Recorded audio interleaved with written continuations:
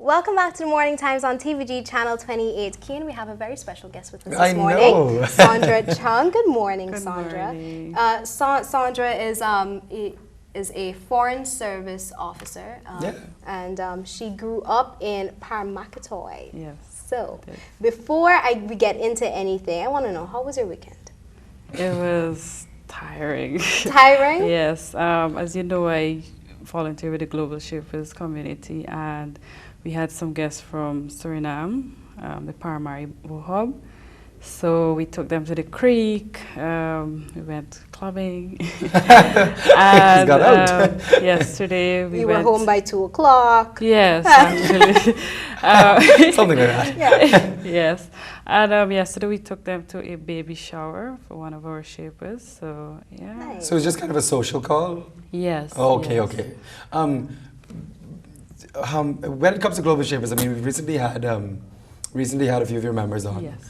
And they were saying that you guys, I mean, we were really blown away by, you guys taking in new members, the process, Yes. what you guys need and so on. And something that's really building, huh? Yes, it is. It Yeah. is. We're trying to recruit more Yeah. for the next cohort. Mhm. So I hope that we have more interesting people. You on the work team. alongside. Yes. Lovely Okay, so you grew up in Paramakatoy. So what was that experience like growing up? It was probably different to what a lot of young children grew up knowing. My experiences were very different. I didn't have TV, or I didn't have dolls to play with. So I had to improvise with the other kids, play in the bushes, go Which is exciting. swimming. Sounds more exciting than television. Yeah. Yes, very exciting actually. They're really good memories that I cherish. And Have you ever had like any crazy when you think back any experiences that really stand out? yes. Please, you have to tell us what. I always tell people of this particular one with the cow skin. Mm-hmm. When they kill a cow, what we usually do is we would use the skin, spread it out, leave it to dry for probably a week or two, and then we take it up the mountain because Paramakatoy is very hilly. Mm-hmm. So we would go up there and we would tie one end and fold it forward, so you're sitting on it, top of the mountain, and then you have to slide down. Over time, it gets very slippery, so the ride is just bumpy. Really? So yeah. Wow. So whoever amazing. gets up last has to fetch it up back. Yeah. That's amazing. That's a nice story. I think we should all move to Paramount. Yeah, so and also you represented your community at the Miss Amerindian Heritage Yes, I 2005. did. So what was that like? Yeah, you know what? I really didn't want to go into it. I had just come out of high school and I didn't know what to do really at that point in my life. So I went back home, and the people there approached me. They were like, "We need somebody to go, and if you can go."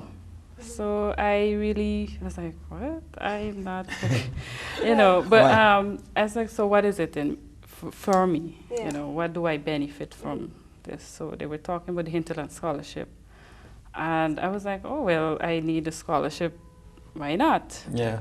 So I came, and it was very competitive because the other girls were very confident, and I think at that point I wasn't very confident in myself too. So I was in doubt most of the time because I'm representing a region or whatever, but I did my best.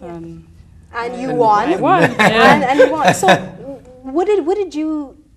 how did you sell Paramakatoy? Like, you represented the community, so how did you sell it? What's the best part of Paramakatoy? Okay, well, you not only sell Paramakatoy, you have to sell the region because you're representing a region. Yes. So I was allowed to do, I spoke in my introduction about the different places that you can visit, because you have the Kaito Falls, the Orindo Falls, all situated in Region 8. And then as part of my talent piece, I was able to sing about the calabash. You can sing? I was like, we gotta get into this. Apparently I do. Yes, and then for there's a segment called the traditional wear segment. So you the creative designer, he would have, well, it was a he then, so he designed my outfit with the resources from up there. So like you have the feathers, the beads, the jaguar skin. So all these must depict something in your region. Yeah. So he was very creative. Wow. He actually made coconut shells for my breast to represent the mountains that we have up there. So Nice. It's creative. That's very, very creative. Yeah. So you're 26 now. Yes. Tell us what you're doing now. You're a foreign service officer. So tell us a little bit about I have that. no idea what that is. So you need to get into some detail here. Well, I work with the Ministry of Foreign Affairs, and I'm a foreign service officer, as you rightly said. I work at the Department of Americas, so I am tasked with 8 South American countries, bilateral relations. So I basically manage that desk between Guyana, Bolivia, Guyana, Chile.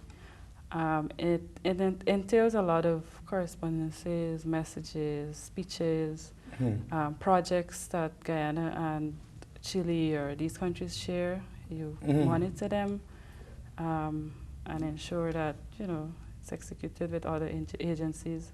That sounds like a nice job. Yeah, it does. Attend meetings and all of that. So. Yeah, so you're just basically in contact, whatever, like you say, whatever businesses corresponding between Guyana and these countries, you're kind of the first person to touch base and kind of initiate things. Yes. That's amazing. Yeah. Also, Kian, she's well-rounded. I stutter a lot. She's well-rounded. She actually she was an exchange student, so she spent a year in Canada. Canada, yes. Yeah. He actually grew up in Canada. That's the homeland. Oh, Yes. I like it there. Tell me, I heard that you speak. Patamona. Patamona. Yes. Please tell, well, first of all, from what Ashley was telling me, not a lot of people still speak Patamona. No, it's actually dying, and that's sad.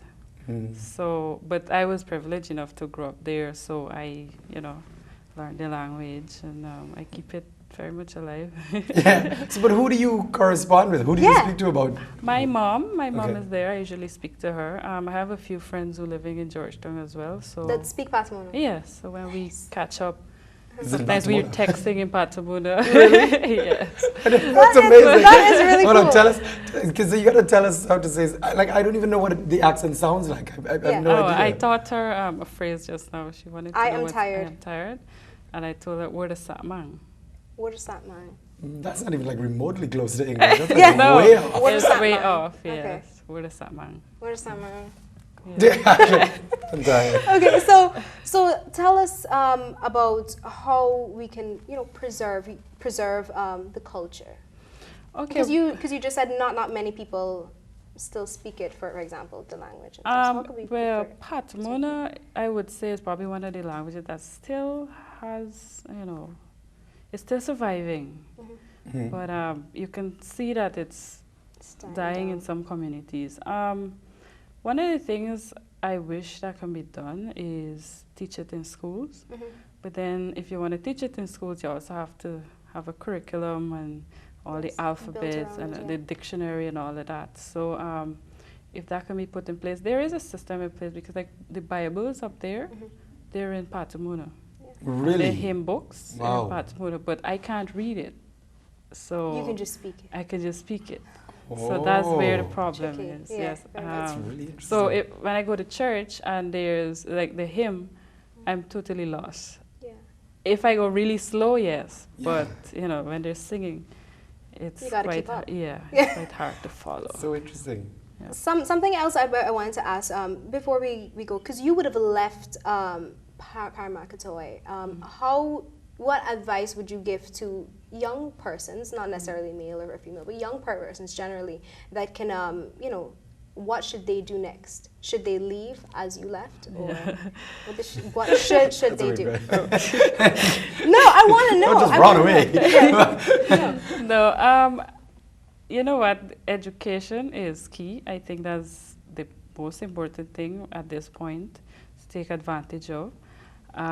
There's free education now that my parents and their parents didn't have access to. And I think there are more opportunities now. So education for first and foremost. In terms of them getting away or leaving, there's not much there's not much opportunities for young people to, you know, elevate themselves. For instance, come to university and learn a skill. There's not much avenues there. That's why they end up in the mines.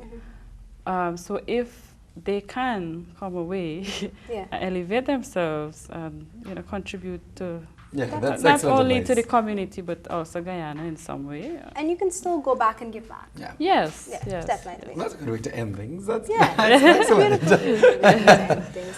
We have a lot more to show you guys on the Morning Times. It was a pleasure having you. Absolute pleasure. Thank you for having me.